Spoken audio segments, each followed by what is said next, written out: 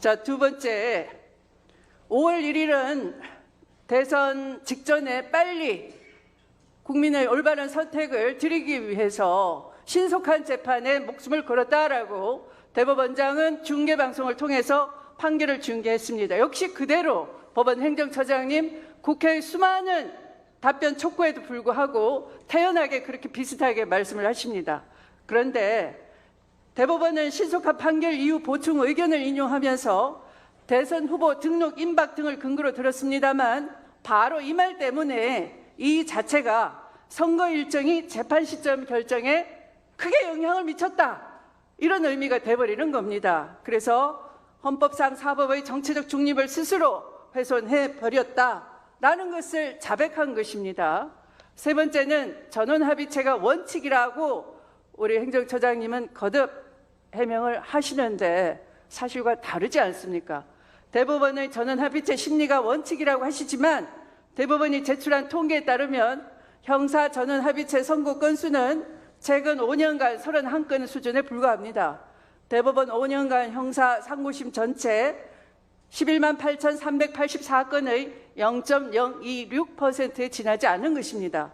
전합의 원칙이라는 말과 통계가 서로 모순되는 것입니다. 그래서 그 특이성, 이 사건만 예외로 다룬 것에 대해서 묻는 것인데 이 전원합의체가 원칙이라는 이 말을 통해서 대법원장은 사법부 독립이라는 것을 방패로 무한 권한은 있는데 무한 책임은 없다. 책임은 1도 없다. 책임은 제로다. 그런 말씀과 똑같은 겁니다. 이 민주주의 국가에서 국민 주권 국가에서 권한이 있는데 책임은 없는 공직자가 있을 수가 없는 것입니다.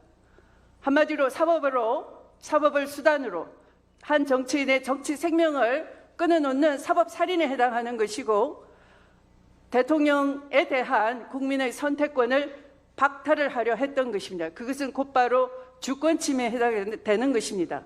특히 어느 한 소수 의견을 낸 대법관이 말씀하신 대로 내란 상태에 있는 상황에서 이 재판은 아이러니하다. 대법원은 숙고를 거듭할 수 있는 그래서 보석과 같은 결론을 내놔야 하는데 그런 시간을 갖지 못했다. 마치 고백록 같았습니다. 판결문이라기보다 그 성실한 솔직한 고백록을 보면서 이 내란으로 국민 주권을 침해한 내란범으로 인해서 치러지는 선거를 맞이한 때에 바로 국민 선택권, 가장 기본권인 국민의 공민권을 그것도 대통령 선거에 대한 국민 참여권을 주권을 침해하려 했던 판결이기 때문에 이것은 정치 판결이라고 하는 것이고 이렇게 심각하게 문제를 삼는 것입니다. 자, 우리 대법원장님이나 또 대신 방패가 돼서 앉아 계시는 법원 행정처장님은 죄송하지만 악의 평범성의 대표 명사격인 아이히만을 부는 듯합니다. 우리는 단지 손에 잡히는 대로 기록이 와서 판결 권한을 행사했을 뿐이다. 나머지 동조한 대법관들은 대법원장의 깃발을 따라서 그렇게 따라서 했을 뿐이다. 그 결과는 모른다. 어느 대법관의 고백처럼 항소심 파기환송해서 돌려보냈는데 고법이 왜 그렇게 급가속 페달을 밟았는지는 모르겠다. 우리는 그저 휴일이기 때문에 그렇게 했을 뿐이다. 이것이 아이히만의 악의 평범성이 아니고 뭐라고 설명할 수 있겠습니까? 아니면 이 자리에 수도 없는 절규에 비슷한 차라리 질이라고 하기보다는 절규입니다. 호소입니다. 그 호소에 대해서 꿈쩍도 않으시고 계속 위정을 하시거나 일반론을 내세우면서 솔직한 답변을 회피하시고 사실상 실질상 국정감사를 방해하시고 그리고 또 사법정보화실장 한번 일어나 보십시오. 원호신 사법정보화실장님.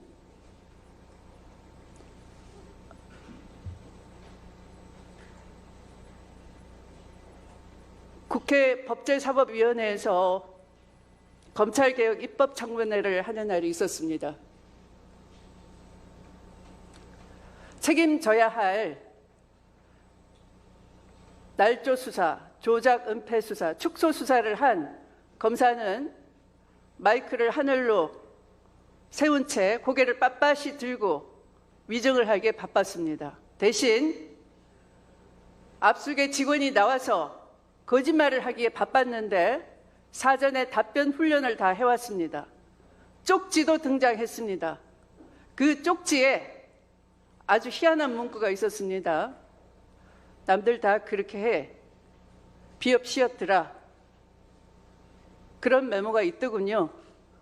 그와 비슷하게 국회가 자료 요구를 했더니 이 대법원에서 기록 하나도 종이 한 장도 철저해야 될 대법원에서 사건 기록 인수인계부를 작성하면서 이미 기록은 위에 있습니다. 이렇게 가피를 하고 이것을 믿으라고 하고 있습니다. 이것은 마치 전원합의체 판결에서 기록 열심히 다 보고 심사숙고했고 정밀하게 보고 다 재판했습니다라고 일부러 써놓은 변명 같은 판결문이 법리나 설득과 논리가 게재됐던 것이 아니라 우리가 판단했으니 믿으세요. 우리 기록 다 봤다고 하지 않습니까? 그렇게 스스로를 강변하는 판결문, 그것처럼 괴를 같이 하는 변명처럼 보였습니다. 그래서 믿을 수가 없는 것이죠. 그런데 이 자리에 임한 보니까 우리 사법정보실장은 단순히 사무국 직원 출신이 아닙니다. 유수에 대학을 나오셨고 판사 생활을 쭉 해서 고등법원 판사 그리고 지금 법원행정처 정보실장의 경력을 가지고 있으시네요.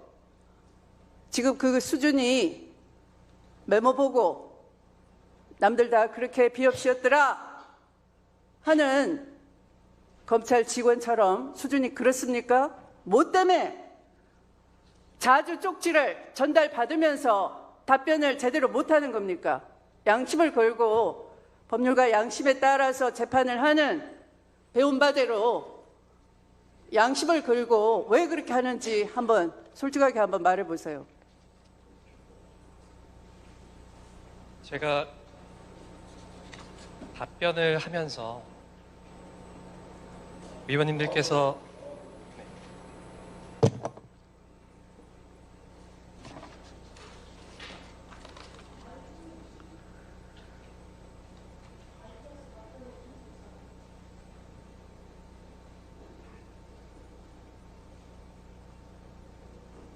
정보실장입니다. 원호신 판사입니다. 답변을 하면서 의원님들 질의에 집중하기 위해서 출력을 부탁했습니다. 메모를 받은 건 아니고요. 대법원 전원합의체의 심리 절차에 관한 내규, 대법원 사건의 배당에 관한 내규 이렇게 두 가지를 받아서 읽어보라고 받은 것이지 어떤 메모를 받거나 소신과 달리 답변한 것은 아니라는 점을 이해해 주셨으면 고맙겠습니다. 내가 그 정도 가지고 이렇게 굳이 멀쩡한 판사 출신의 우리 사법정보실장을 불러내서 혼을 내려고 하겠습니까? 정신들 차리세요. 들어가세요.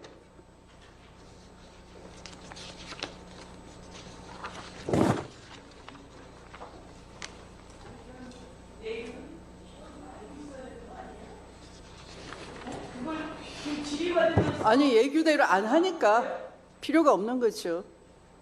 이 사건에 있어서는. 네, 제가 드린 말씀에 대해서는 답변이 필요가 없겠습니다. 변명으로 일관할 것이 뻔하기 때문에